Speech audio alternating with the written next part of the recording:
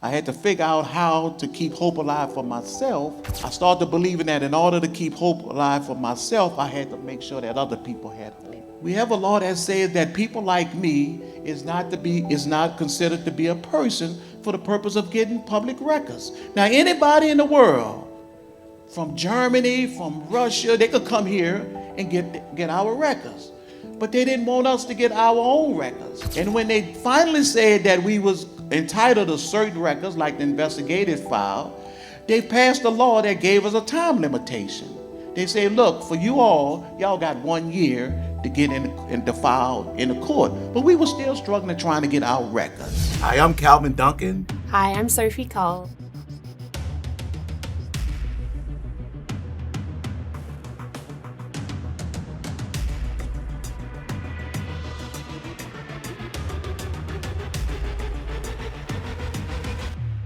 But instead of losing hope at Angola, I educated myself, became a jailhouse lawyer, and after decades of being denied access to my records by the clerk's office, proved my innocence. And when I got out of prison, I started helping other people in prison to get access to their records. So all of the years that I stayed in prison, for the most part, I was struggling trying to get my records. That law is still on our book, that people like me and our friends that's still in Angola are not considered to be a person for the purpose of getting our public records. But as soon as you get underneath it, you realize all the problems with the death penalty are the problems of our criminal justice system and the problems of our society that we leave unaddressed for the criminal justice system to deal with. If we empower other people, then those people empower other people, and then we change things.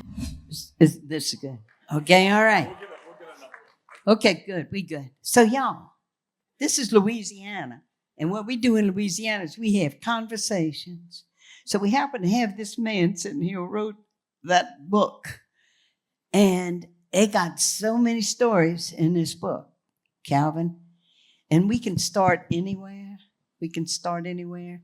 But I just was listening to the crowd. We could see people coming in tonight. And I just thought of you hauling that mattress in Orleans Parish Prison because you could only sleep on the floor because the bullies had taken over the beds, and you're on the floor and you're beginning your journey.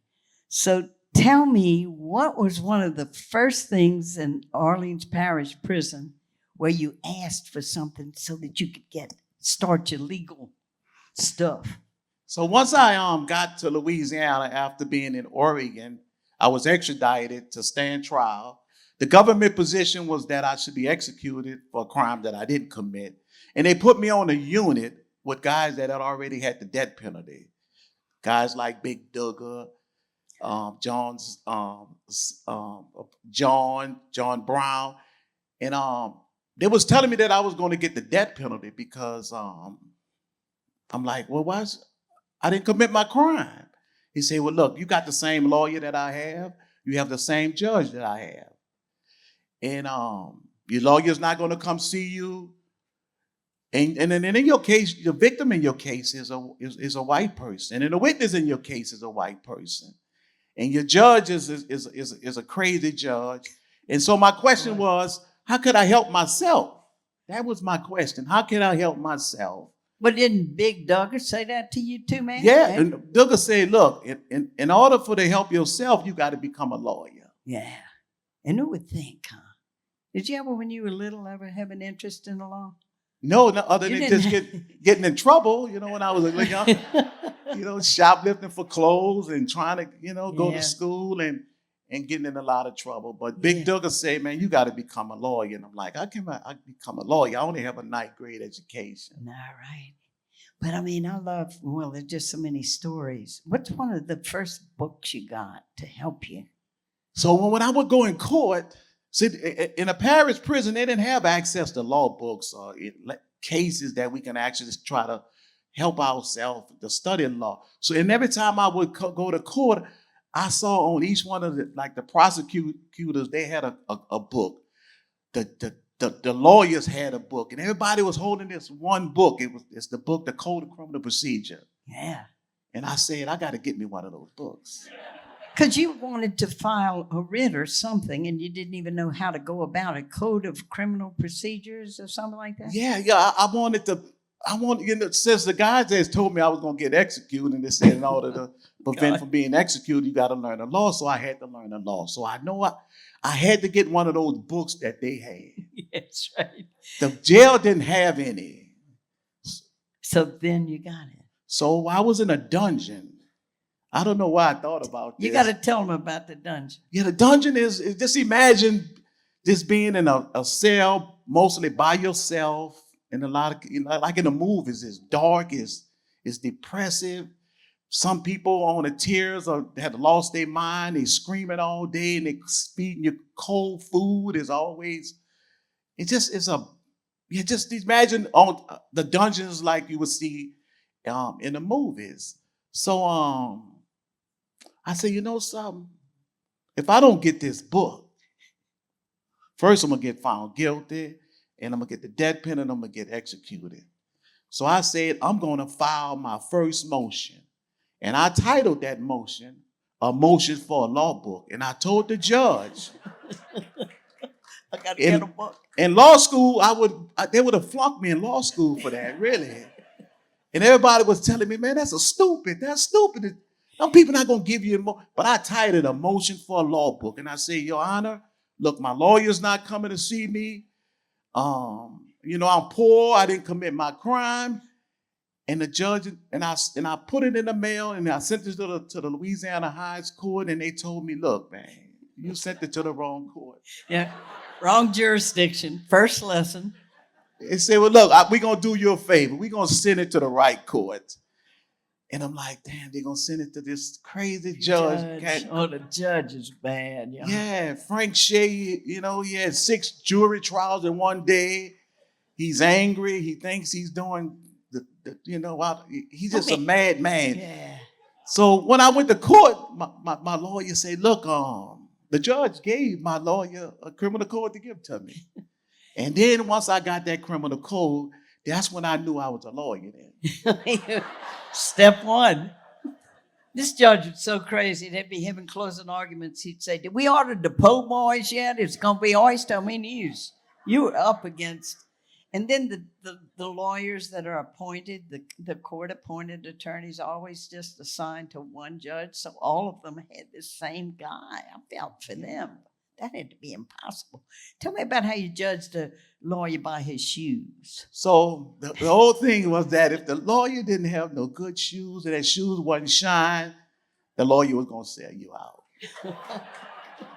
If he didn't take pride in them shoes, and I became, what happened, so I knew that. So every time I would go to court, if the lawyer didn't have them nice shoes on, I knew I was in trouble. Yeah. And for the most part, my lawyer didn't have them kind of shoes. Yeah. Wait, and you got to just follow through the shoe story to the very end. You're going right to the end now. So I knew that whoever could have lawyer shoes on and they shining and they nice, they are real lawyers. So once I got to Angola, I had won some money from a suit that I had filed, a suit they called the missing raisin suit. The missing raisins, that's another story. And one of the things I did, I bought me a pair of lawyer shoes. And I said, I'm going to wear these shoes. Once I get out, these going to be the shoes. I'm going to walk out that court. Unfortunately, by the time I did put those shoes on, like 20-something years later, as I got to the front gate, they was falling apart. They had dry rotted. So there's a picture that shows me walking out the front gate with one shoe in my hand. I said, I'm getting out of this place. And I got out. Yes. Oh, wow. You know what I sense too in the book, and there's a man on death row right now that I'm accompanying, Manuel Ortiz. And he thought, well, look, I'm innocent. All I got to do is once they hear my story, and that's what really struck me about your book. Once they find this out, man, I'm out of here. I mean, here we got to file this, and you kept expecting, well, I'm not going to be here long. I'm going to be able to get out. And then it just starts hitting you. What was the first blow? So it's something about being in prison. It's something about being, especially if you're innocent, even if you're not innocent and you believe in the criminal justice system. So in my case, I just always knew that one day they're going to call my name and say, Calvin, we found the right person. We sorry what happened to you. Look, you could go by, you could go. As a matter of fact, we'll give you a ticket to go back to wherever you was, and you go to the military, whatever. And I believe that. Mm-hmm. But as time passed, I started learning that our criminal justice system doors are always shut. And it's our job to pry them open.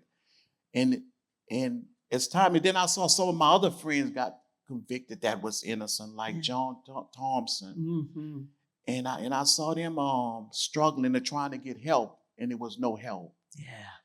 And then as time passed, I became that help, that hope. I had to figure out how to keep hope alive for myself. And I started believing that in order to keep hope alive for myself, I had to make sure that other people had hope. Now, you know who you sound like? People in AA.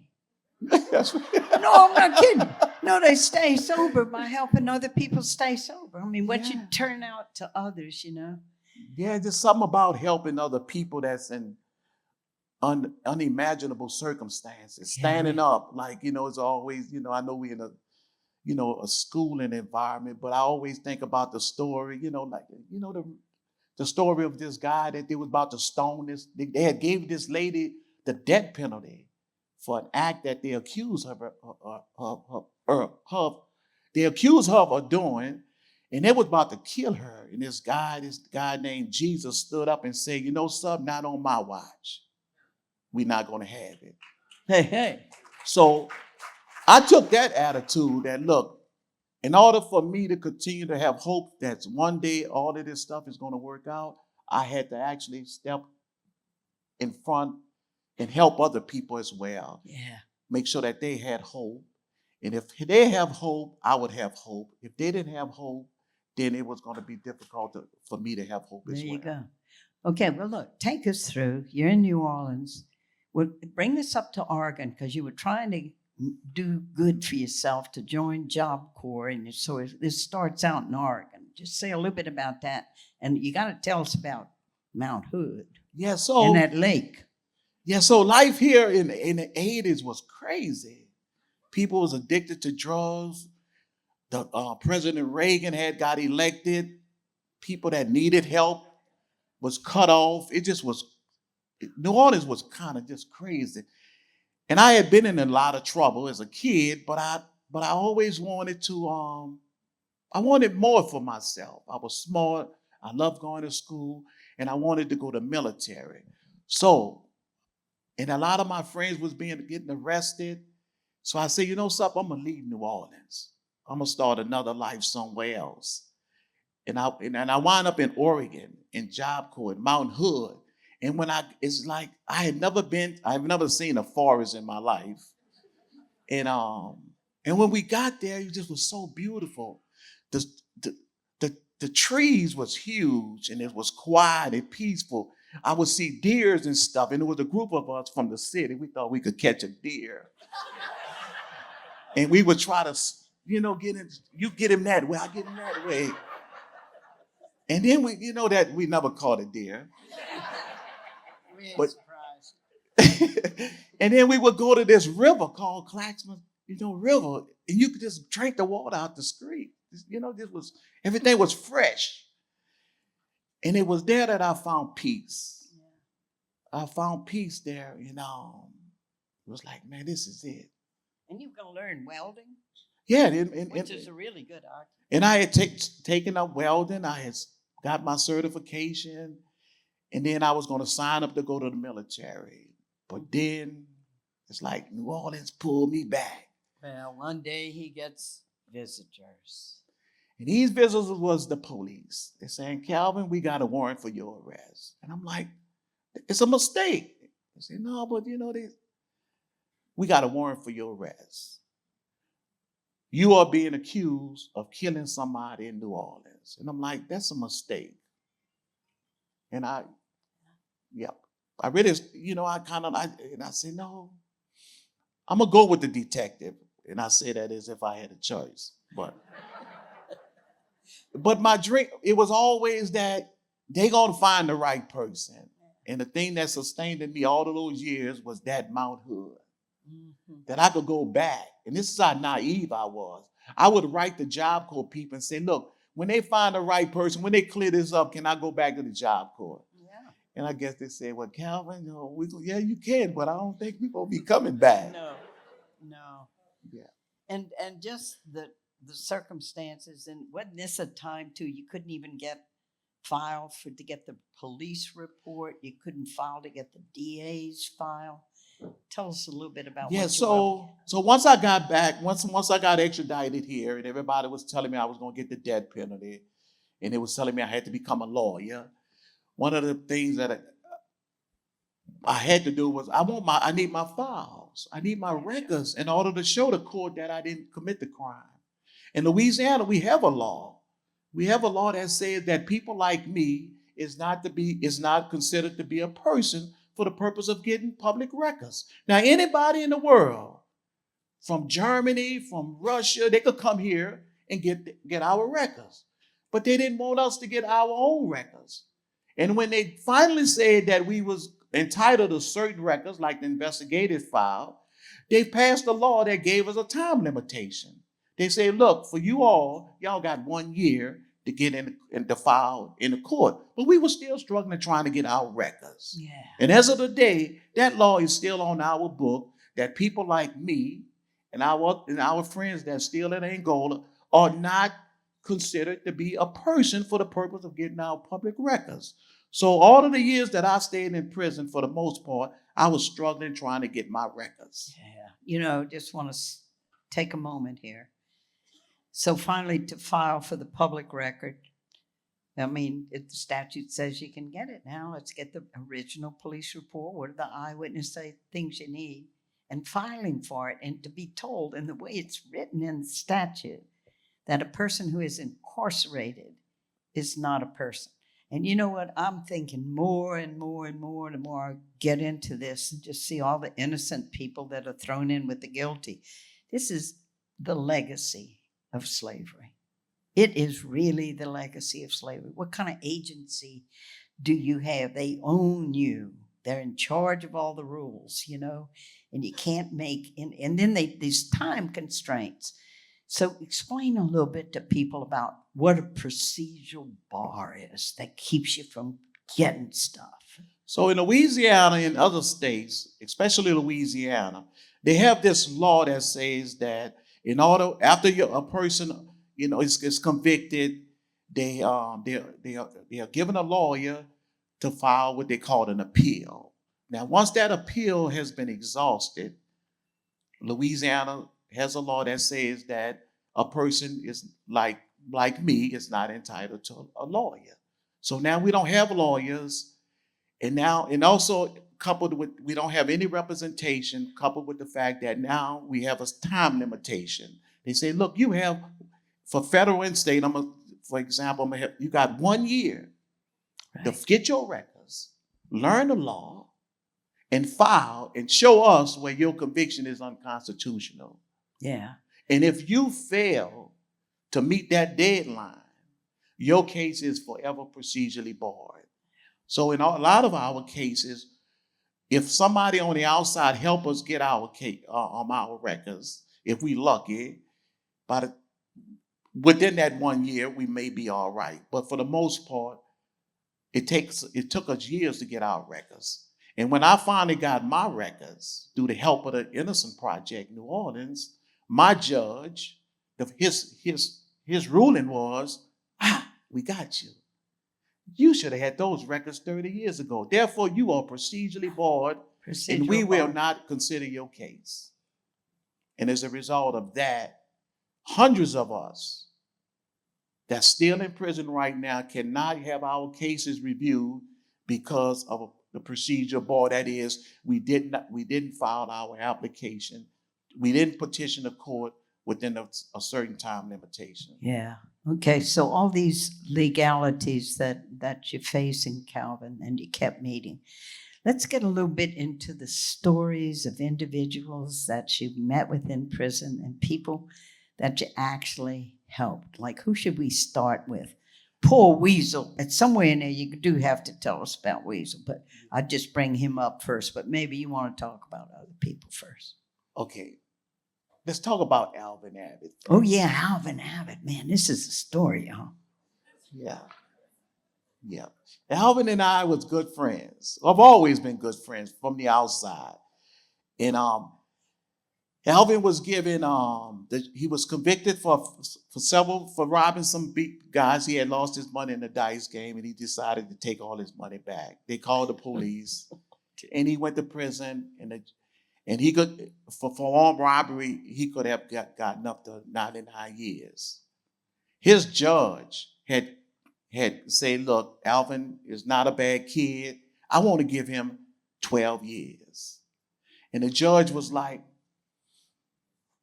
I can't really give him 12 years because the state has filed this enhancement proceeding to make sure that people that have been to prison more than one time, we want to enhance their sentence. And so in that case, the judge say, Alvin, I don't want to give you this much time, but I'm gonna do it anyway. But wasn't he kind of, as a judge, wasn't he bound to? And the judge was like saying, oh, I want to help you, but I'm bound by what the law said, the Supreme Court. And he gave Al close to like 99 years. And years later, when I get to Angola, Alvin is already there. And Alvin's on the weight pile, picking up all the iron. Weights. He had read an article that the healthiest people in prison is the people that pick up iron. And I would see Alvin. I said, boy, you're going to die in this place. He said, well, Calvin, but I don't want to do all my time. But, and he just was, and I would be walking down, I would say, wave at him. And then Alvin one day came to the library looking for help. And he said, man, look, I heard on the radio that people like me that just pump iron, we just died. We healthy, but we look young, but we basically we are dying in prison. And the story in the book talks about when he came to the law library. And I said, look, I help you as long as you help yourself. And as Alvin was trying to read the law and study the law, it's in a book where he said, man, this stuff, it makes my head hurt. And I said, yeah, it's going to make your head. That's that ignorance in your head, bro. It's fighting that knowledge. I said, you got to fight it back. He said, but my head hurt. I said, just keep on. You're going to push through. Just keep on. And Alvin kept on. And then a Supreme Court case was handed down. But before that, we knew that Alvin wasn't entitled to a lawyer. So that was a big problem. And so we like, man, we could, if I could get a lawyer, everything would be different. But then, we did get a lawyer. Sure. I hope she's in the audience, Lori White. We wrote her and said, look, would you represent Alvin? And she showed up in court. And the judge said, look, the Louisiana Supreme Court just confirmed what I knew back then, but just was afraid to do it. That I could have deviated from the mandatory minimum and given Alvin 12 years. And the judge said, today, Alvin, I'm going to do something that I should have done a long time ago. Wow. And gave him the beauty of Alvin's story was that there's something that, I did and a bunch of other people in prison. We try to empower others to help themselves. And in that case, I empowered Alvin to learn the law, although his head was hurting. And I was saying, man, push that ignorant stuff out, bro. It's going to keep on fighting you. And as a result of helping Alvin help himself, Alvin started helping other people. He gave other people hope. So that's one of my stories that if we want to change, if we help one another, if we empower other people, then those people empower other people, and then we change things. The other story that is that's big. And hold on to that name, Lori White. Yes. Hold on to that name, because boy, she's going to figure. I mean, people like Sophie come along, good people come along, that then who become your allies, and Yes. they feel the same passion that you do and feel your suffering and want to get in there. Yes. So anyway, just you'll remember Laurie White. She ended up. Yeah, she represented me and my good friend Norris Henderson and a lot of other people for many years for free. I don't know how she was paying her bills, but she helped us out. She helped us for many years. And another story that's in the book that's demonstrate what some of us in prison did to help each other. And I just hope that what we did in prison, that is, detailed in the book, that people on the outside could do, is to help each other, make other people's lives better. So there's a story in the Bible about my friend named Weasel. Weasel, he was a little guy, he looked like a little weasel. And one day Weasel, like if the Weasel didn't have enough sense just to be quiet, the guard tell him something, curse him out, Weasel cursed the guard out. But then one time he wound up confronting a guard that was a mean guard. And that guard really broke his arm, his leg, and they put him in the hospital. And then they would just beat him and then start forcing medication on him. And they wound up really drove him really crazy. And as I would make my rounds on the mental health unit, I would see what that medication had done was doing to him, and what that beating him, what it had did to him mentally. And so to prevent them from trying to stop them from forcing medicine on Weasel, I filed a suit. I was considered What'd you call that suit? Well, let me see. I can think. I said a civil rights suit. Oh, yeah, okay. And how is that different from what makes a civil rights suit a civil rights suit? Well, civil rights suit is when you file to the federal government. Everybody get nervous when you file it. And my motion for a law book is a motion that you file in state court. But this civil rights thing, okay, that weapon that Congress gave people during Jim Crow, to stop the Ku Klux Klans from doing all those terrible things. That's that civil rights suit. Yes, so I filed a civil rights suit for Weasel. But at that time, they were putting a lot of pressure on me. The guards was getting angry. Mm-hmm. And I went to my friend called Wally Moo. I said, bro, look, they are doing things at the mental health unit that they shouldn't be doing to people. They're not giving them the proper medicine. And if they're giving them medicine, they're not actually giving them the side effect medicine. The guards are not trained how to deal with the people in the mental health unit. So as the book talk about, I went to my friend named Wally Moo, and I said, man, this is, it's wrong. And I'm like, and Wally Moo was like, well, Calvin, you got to help these people. And I'm like, whoa, if I start helping them, I'm going to lose my job. And you got to tell them a class action suit to do that in Angola? What could happen to you? Or they could lock me up. They could force medicine on me and have me, acting like it's Weasel. Really risky, yeah. Yeah, so Wally Moo told me, he said, Calvin, you got to help those people no matter what. And then years later, some of the guards, for the most part, the guards really support us helping each other. And this lady that I work for, I just love calling her name because she was really supportive of us in helping other people, Miss Dora Rabley. Because the warden went to her and said, look, we got problems with this Calvin, with these civil rights suits and all this stuff. And Miss Rabley came, to see me, and I told her about Weasel. And she told me, she didn't tell me that was my job.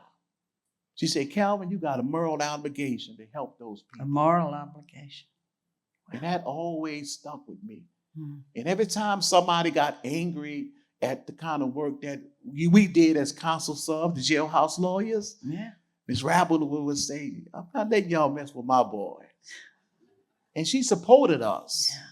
She made sure that we had the stuff that we needed to fight for each other. Mm-hmm. And then she educated other guards. Now we have a whole lot of correction officers knowing the value that we serve to the prison population and then being allowed to help each other. That's huge. So those two stories is one is Alvin. Alvin being empowered to help himself, and he went on to help other people. And my friend Weasel, that he wasn't able to help himself, but there was people like me to help him. Mm-hmm.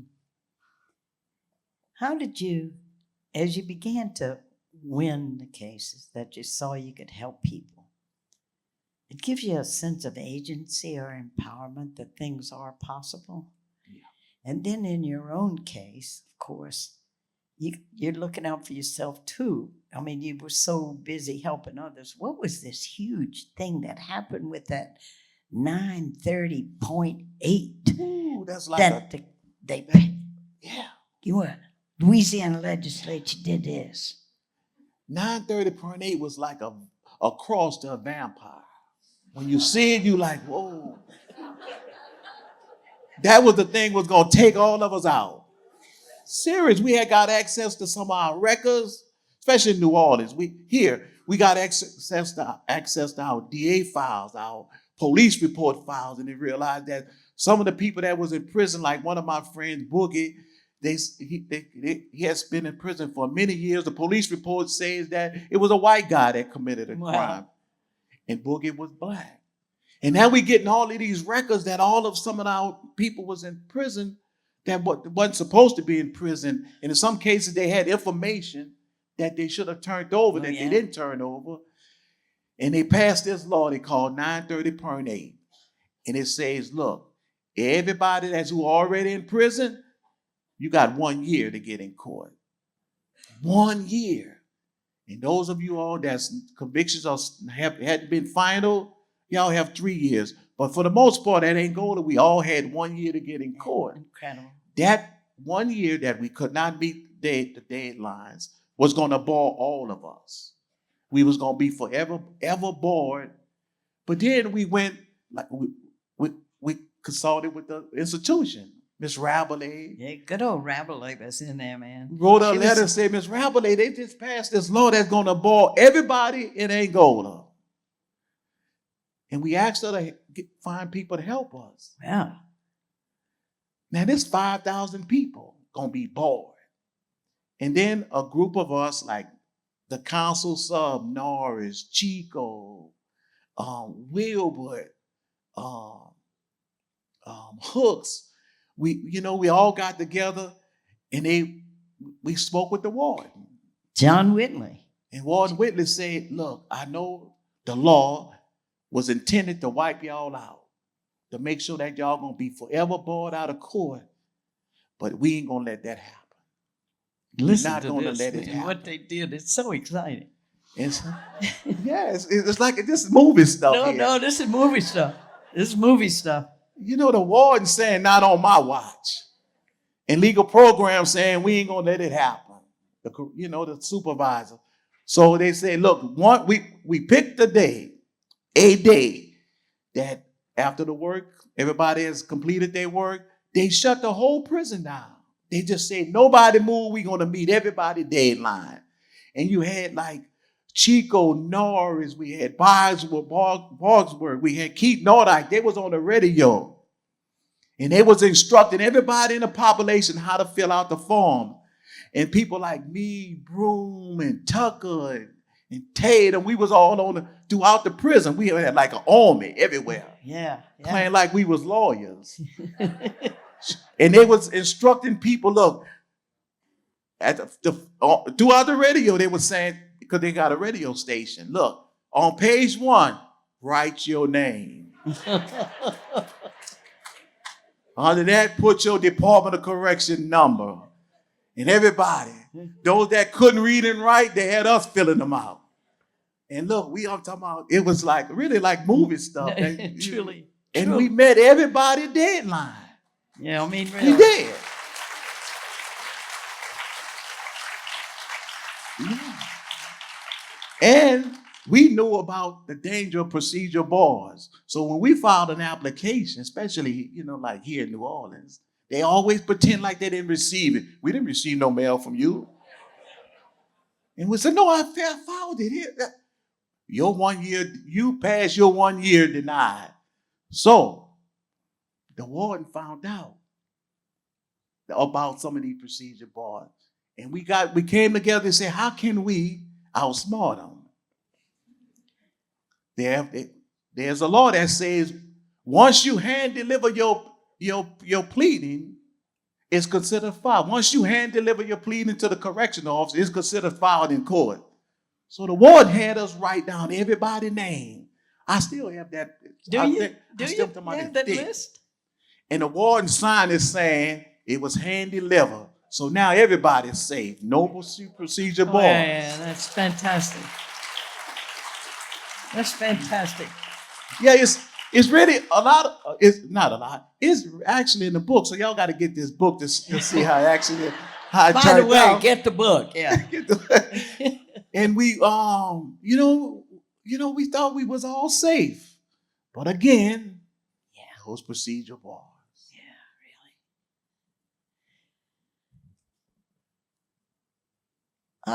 Maybe we should talk a little bit. We're not drilling down too deep now, but what happened in your case? What did they accuse you of? And then what did you find out from the police report and finally from the DA's thing? And just finally, how the break came for you? So, in my case, it was like August 7th. 7, 19. Yes, see, I'm getting old. Thank you. 81. A young lady and her boyfriend was at a bus stop. Two guys approached them demanding money.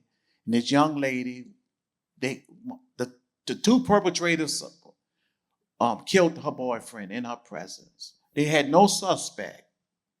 They reenacted the crime and they say, whoever have information about who committed this crime, call Crime Stop and you can get up to $1,000 reward. There you go, boy.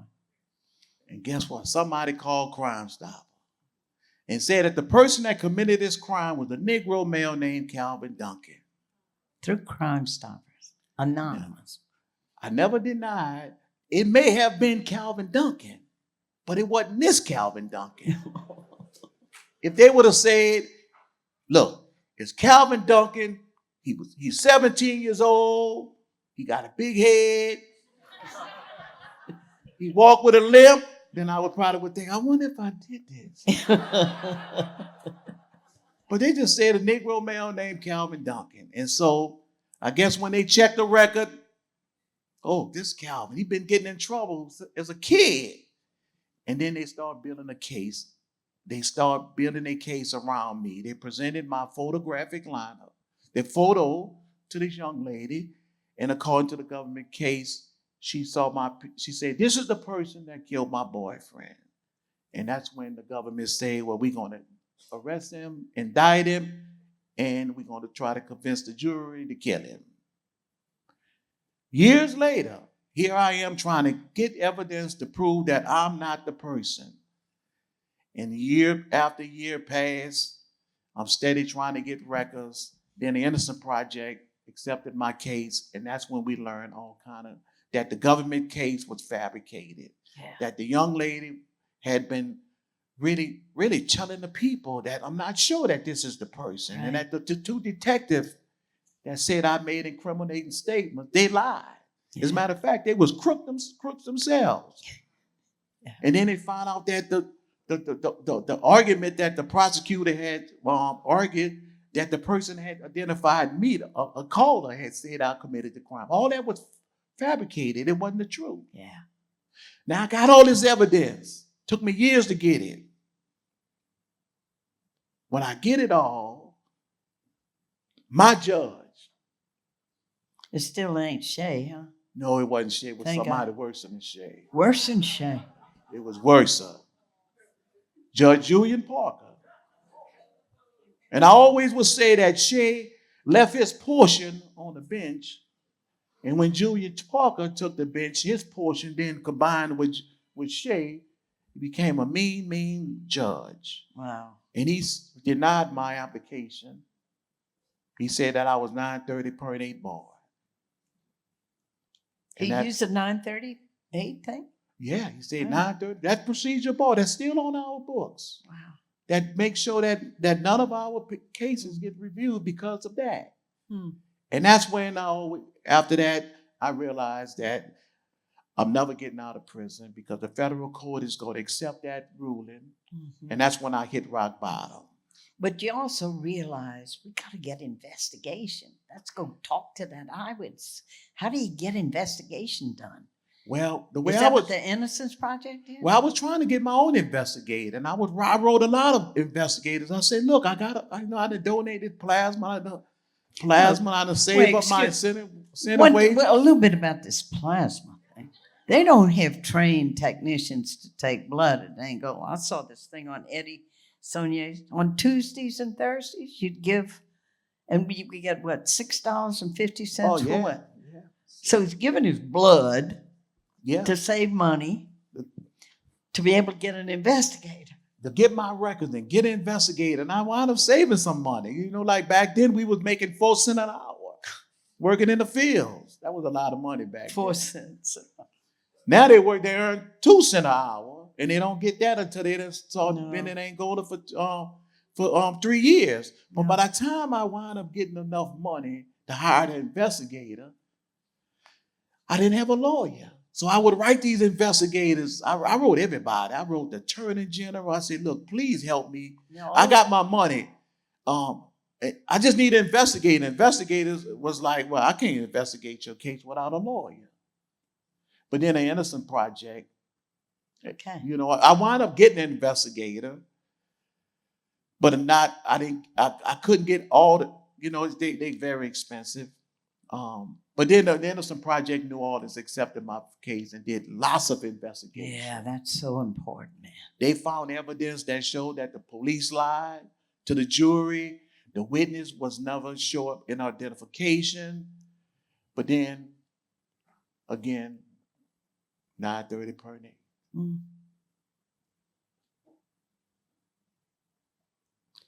Other than things going like clockwork,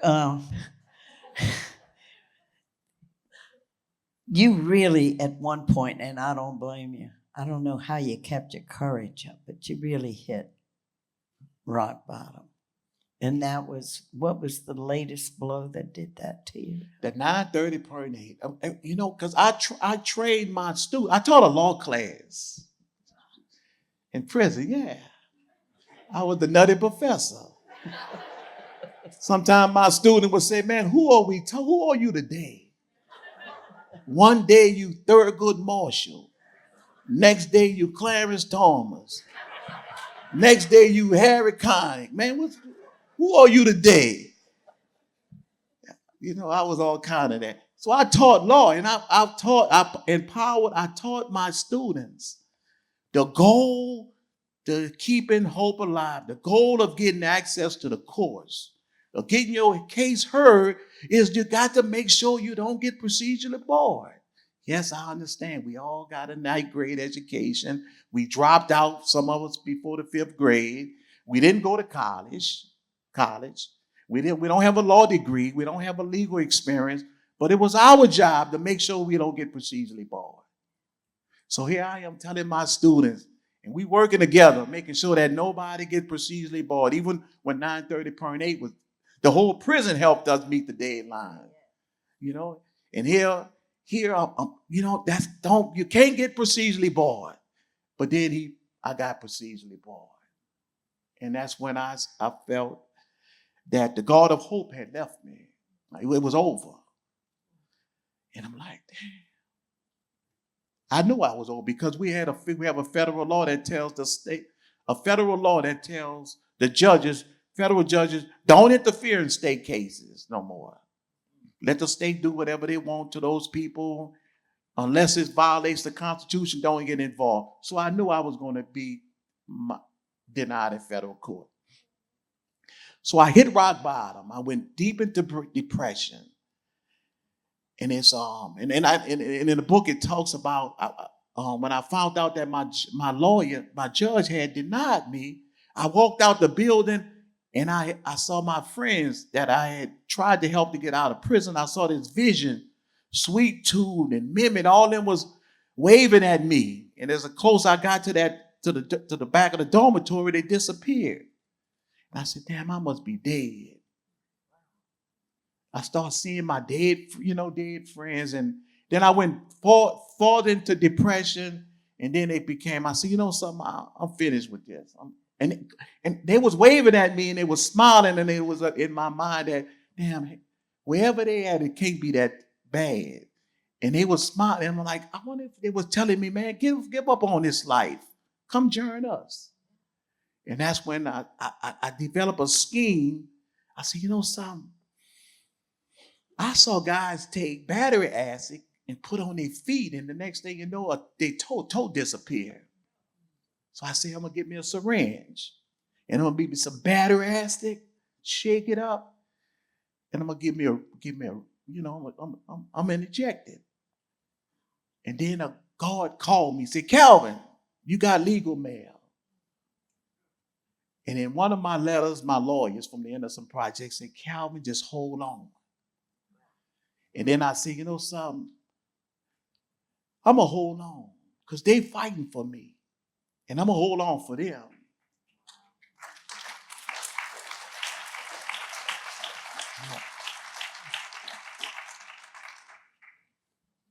We're kind of glad you held on. I am too. Look at me.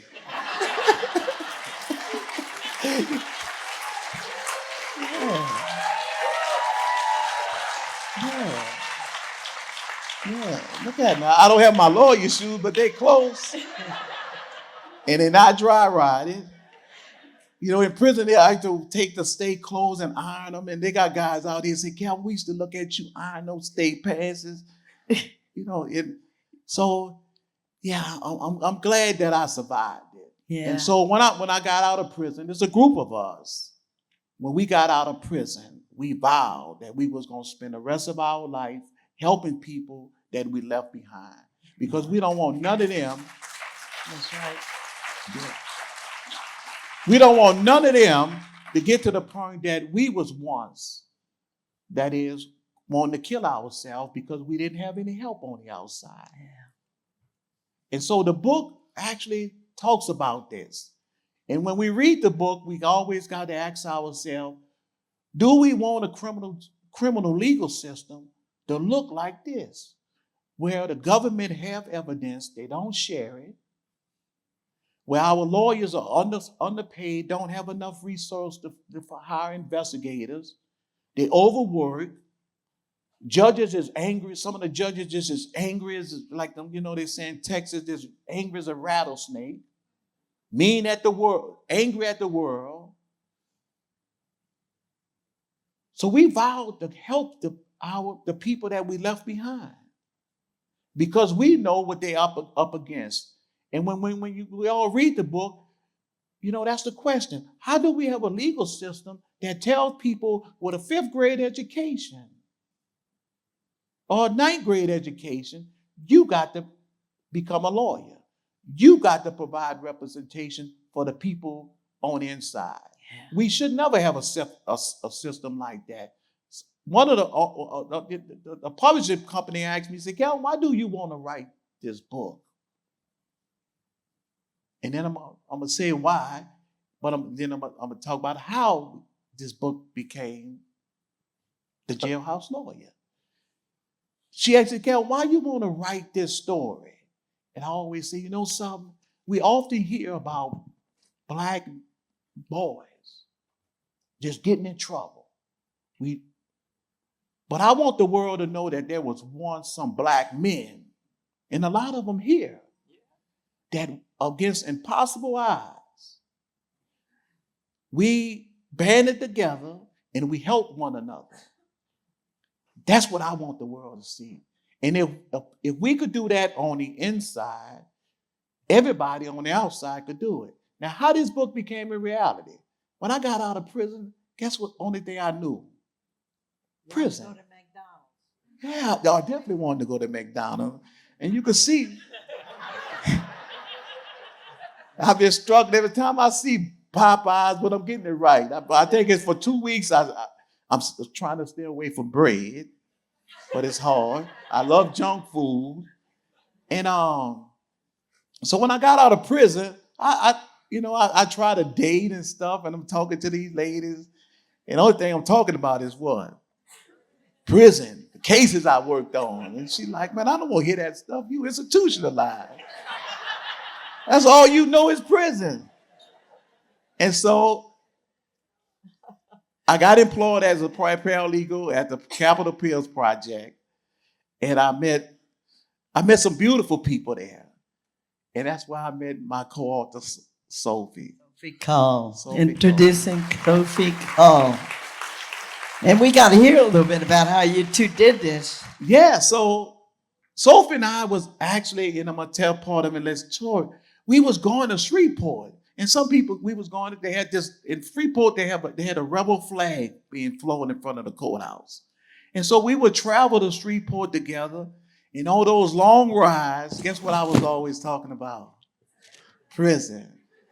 And Sophie would be listening. I said, I hope I ain't running this young lady crazy. And so I would like, Sophie could, just share. And so through all of those trips, Sophie was that person that I was able to talk about my experience. And I would like for you all to hear from Sophie. Thank you, Calvin. Well, you can see how hard it was. I mean, talk about entertainment. I don't think I turned the radio on once on those trips. No, it was a really special time. I had come to work at death penalty offices in the South that would bring international interns from Australia and the UK and some other countries to work against the death penalty in the Deep South, because outside of the US, the death penalty is really understood as a human rights issue, right, Helen? Yes, it is. It's not domestic criminal justice policy. It's a violation of human rights. And that's how we understood it in Australia. So the idea that the country that was the leader of the free world was still executing people for Australians was quite disturbing. And the way that I got to know about that was from picking a book up off of my father's bookshelf when I was 13 or 14, called Dead Man Walking, written by our sister Helen. Yeah. So you can imagine how it feels to sit up here with Helen today, for me. And when I got to the death penalty office in New Orleans and started learning about the death penalty system from close up, it was like, peeling back the, I don't know the analogy, but just like opening the lid and realizing you were just at the top of Pandora's box and there was a whole lot of other stuff going on underneath. So the death, you talk about this, Helen, the death penalty is sort of the apex of a triangle, the pointy edge. But as soon as you get underneath it, you realize all the problems with the death penalty are the problems of our criminal justice system and the problems of our society that we leave unaddressed for the criminal justice system to deal with. So that's when I started meeting people serving life without parole at Angola, who had been on death row but now were serving life sentences, and started to hear a little bit about the law class, the law library, how people without access to counsel were helping themselves. But I really had no idea what that world looked like until I started taking these car rides with Calvin. And that's where, I thought I knew from visiting clients at Angola, but there's so much that I didn't know. And I think that story of 930.8 for me is one of the stories that stands out as sort of, as you say, Calvin, something that the world needs to know, because we have an idea about, as people on the outside, trying to figure out how to reform a system as big and problematic as the criminal justice system. And it can feel like our job is to sort of save people on the inside. And what I learned from that story of 930.8 is what we need to be doing from the outside is supporting the work that's already happening in places like Angola to change the system from the inside. Yeah. Amen. Yeah. And so many of the, Calvin, in the end, your story involves a lot of people who were on the outside that helped. You mentioned Laurie White, you mentioned the Innocence Project, but all of that help came to you because of the work that you did and people, you're not mentioning that you helped co-found the Innocence Project New Orleans. You created the organization that could help you because of the work that you and Chico and Norris and so many others here are already doing. And I think that's the lesson for me of the book. Yeah. Now, let me ask you, how long did it take y'all to write this book? 10 years. 10 years. 10 years.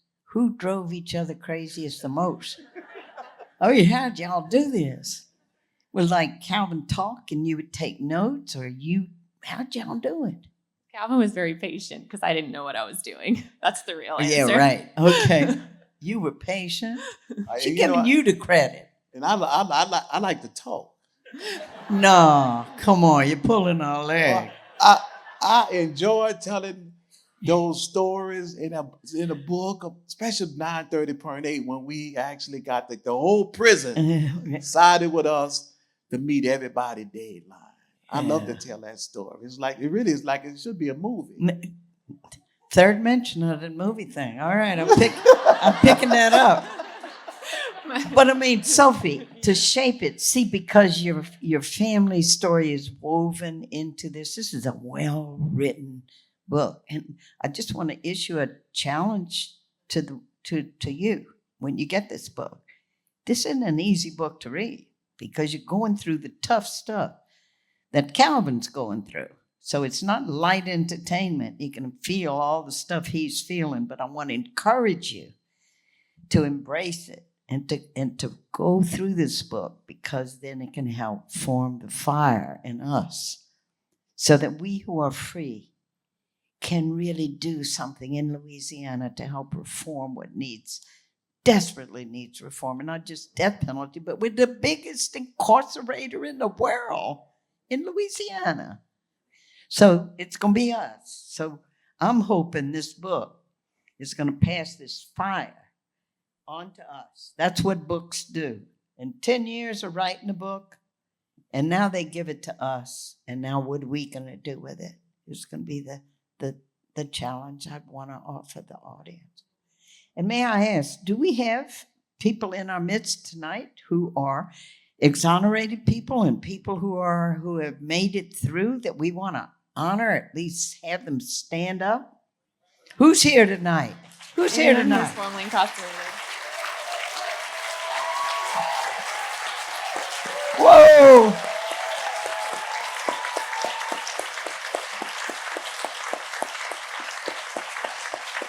Welcome, gentlemen.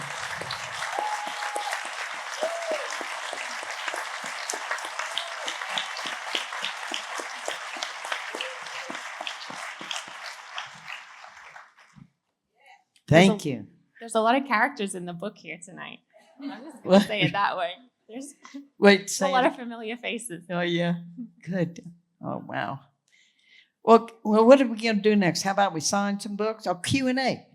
Q&A. Y'all do the Q. And here's going to be the A. We got mics out there. How are we going to do this? Where's our MC? For the Q&A, I'm going to ask everyone to please line up. There's a mic on each side of the aisle. So please, if you have a question, let's keep it brief to one sentence. We'll keep it brief to one sentence, and we'll start here on our right side, and then we'll go one side to the next. But please ask a question, because we're short on time, and we don't have time to hear this many different stories. So I would really love to try to get everyone's questions answered, but we really need you to ask a question. Thank you.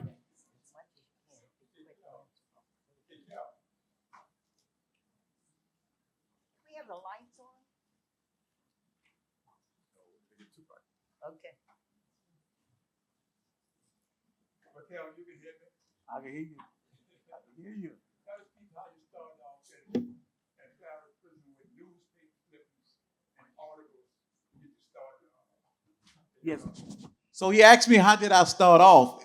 In the book, first you got to read the book. I started off with newspaper clippings. I always say, I used to be happy when the rich people got arrested, because they always put some nuggets in there about the law. And I would cut it out, and I would accumulate it. those keep those articles, and then we would have when we trying to learn how the system work, we would go to those newspaper articles. So I actually started off with newspaper articles. How'd you pay? Oh, gum. Chewing gum. People sneak gum in the prison and you chew it, because we didn't have glue back then. Yeah. I don't have a question. I just have a comment, man.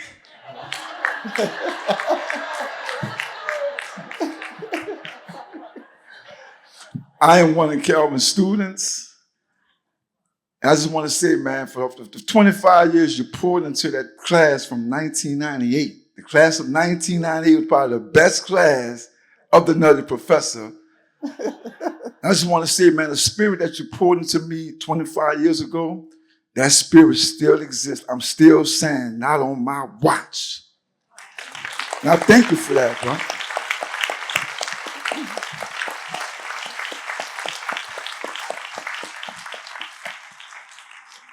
Calvin, for those of us that have the privilege of working with counsel substitutes, and we are in a particularly difficult time where 930.8 has gotten worse. There's no parole anymore. People are being denied pardon left and right. People are still facing 40, 50 years when they enter prison.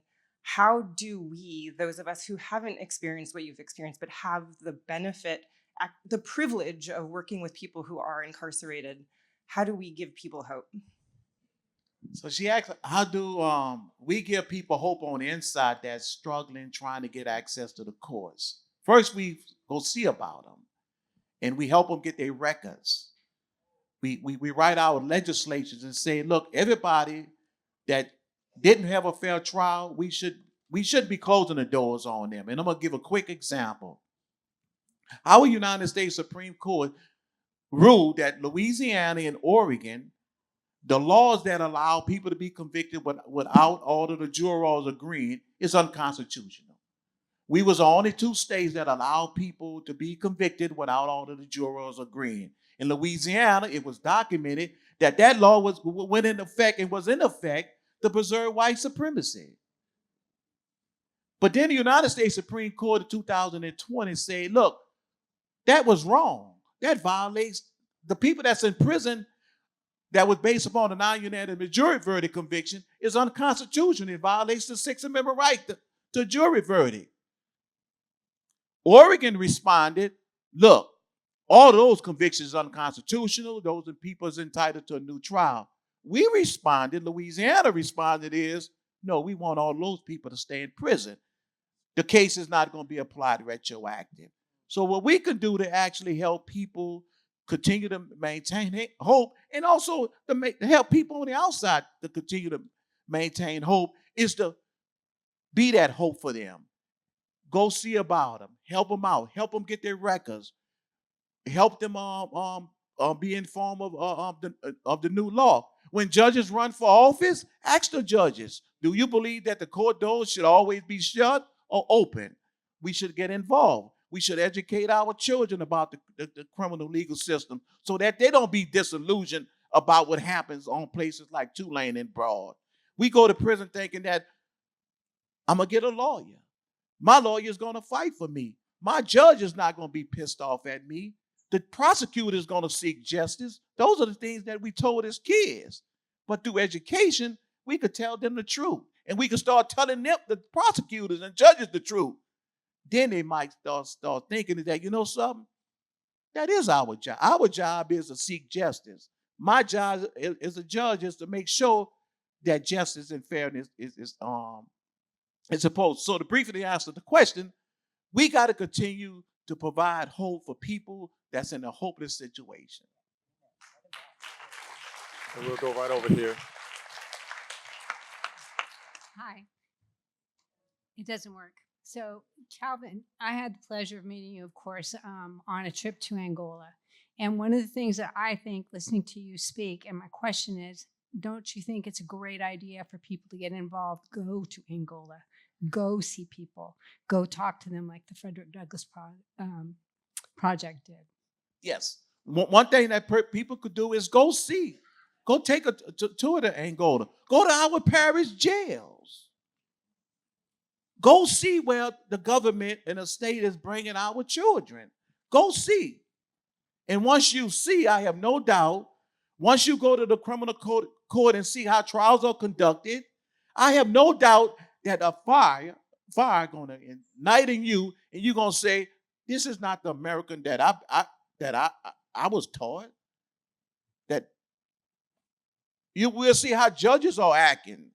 They act like they didn't get, most time they look like their sugar level is down and they just angry at the world. Soon as they see you, they frown up. We could go see that, and when we see this, we could say, you know something, I'm paying for these people to behave like this. I'm not going to tolerate it. But yes, visiting the prisons is one way that we could get involved. Hi, my brother has been wrongfully incarcerated for 11 years and he has a life without parole sentence in Georgia. What would you say to family members who don't know the law on how to help them in the legal system particularly? Well, I'm gonna tell you what Big Doug and them told me. We got to become lawyers. We got to educate ourselves concerning the law. This is a must. We have to educate because the law is what governs our lives. Jim Crow was the law. Slavery was the law. Denying everybody a fair trial under non-unanimous jury verdict was the law. We have to learn the law. Then once we learn the law, we got to say, look, this law is not having the effect that it should have. And that's when we go to our legislatures and say, look, this law in the book is having an adverse effect on people's lives, and we should change it. So my thing is to educate ourselves about these systems so we can actually get involved, see the injustice, that fire gonna light up, and guess what? You would know the answer. You know exactly what to do from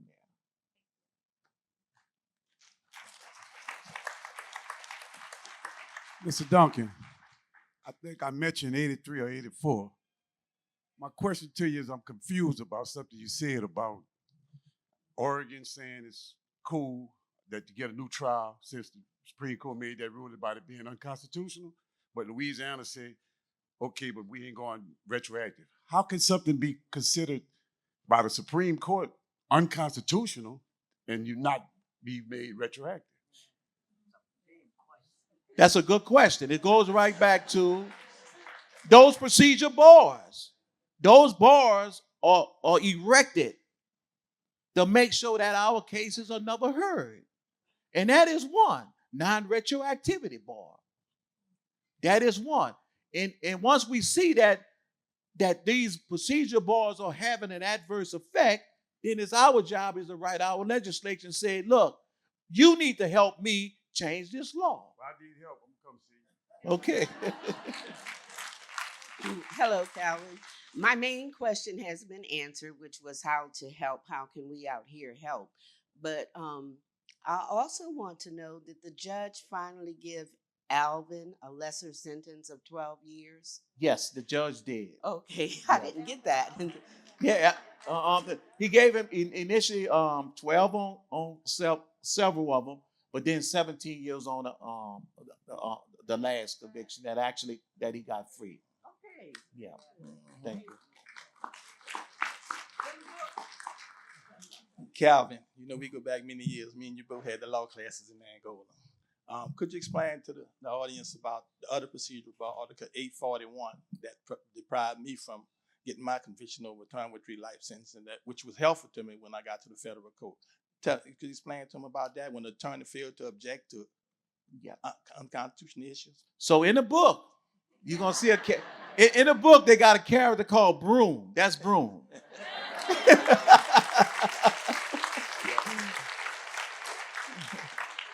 That's Broom in the Paris prison, filing what they call them civil rights complaints.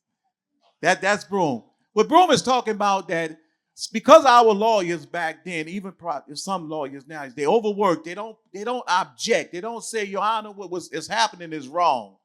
And when our lawyers don't object, the court of appeals have this rule that says, if your lawyer don't object, we can't entertain the wrong that happened to you.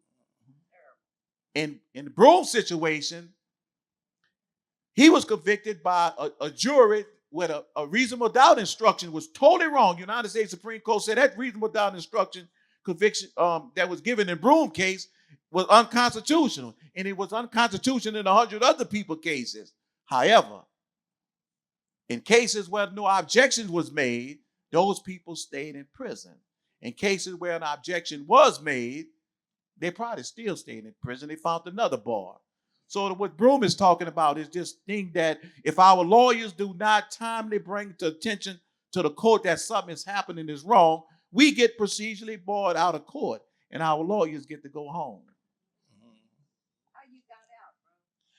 The federal court, like when Timothy McVeigh and Terry Nichols blew up Oklahoma City, the bombing, and that bombing, the Anti-Effective and Effective Death Penalty Act gave courts, like Calvin said, told them not to entertain nothing that the state courts ruled on concerning our criminal convictions. But in my case, that Article 841, the procedural bar rule, the court never ruled on it. All they were doing was denying me. So when I went to the federal court said that because the state hadn't ruled on this, we're going to rule on it. And they considered and they said that it was a valid issue, it was unconstitutional. And they gave the state 30 days to retry me and release me. I had 3 life sentences.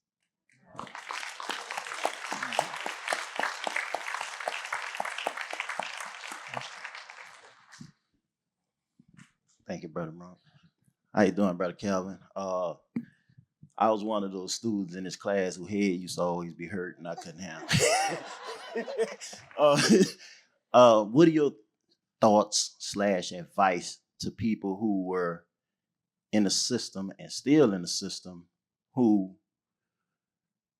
was forced to take pleas or go on a parole board to get out, but was actually innocent?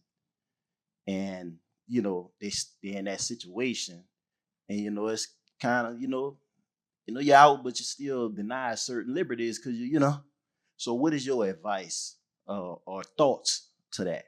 Thank you for that question. But what they taught me in law school was that only lawyers could give legal advice.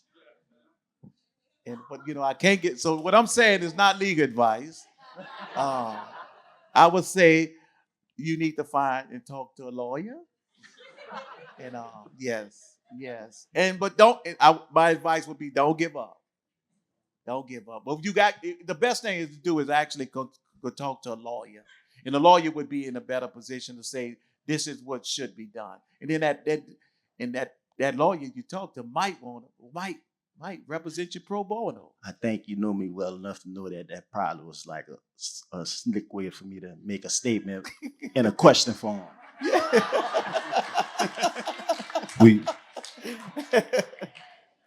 We have a question on this side.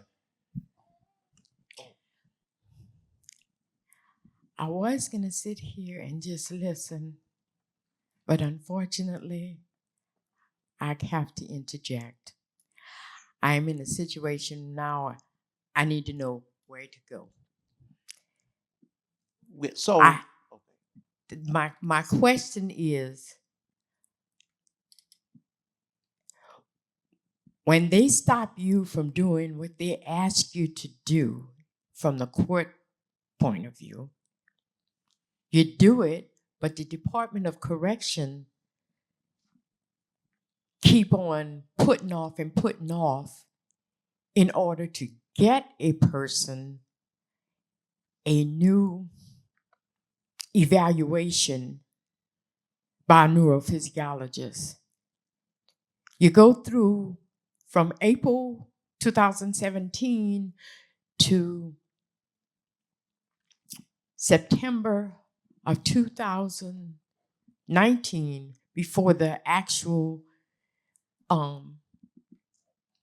appointment is done. This was to go back into court for what they call it. I'm sorry, I don't know the law, but it was to give another time limit because initially the time limit was 175 years, but the undercourt gave it back and put it back into Wilson Field's court.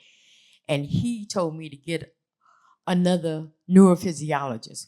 Well, after finally getting a neurophysiologist to look at the case and do an evaluation, because the Department of Correction did not like the evaluation that the neurophysiologist did, it still has not gone back to court. And it's 2025. So let me interject. So after this, you and I, we could actually, yeah. Thank you. Yeah. And the other thing I have to say is thank you and thank God for blessing you. And thank all of y'all for being supportive of everybody else. Because this is what we need. The only time you can do anything is to have a community of people helping people. That's what we're here for. Thank you.